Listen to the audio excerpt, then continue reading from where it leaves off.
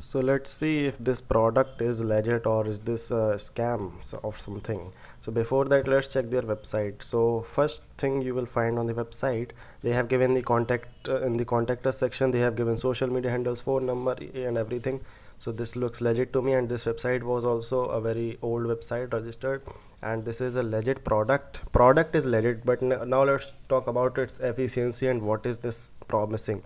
So first thing you will see, they have written that they were featured on these websites, and if you will check their article on New York Weekly, it will seem like a sponsored post. You will see it is very much like a sponsored post. All are the positive things about this about this product are written here. You will see they have written, though the device has seen notable success, it has another benefits, but they have not written any other benefit. They have just written information about their device here, and you will see,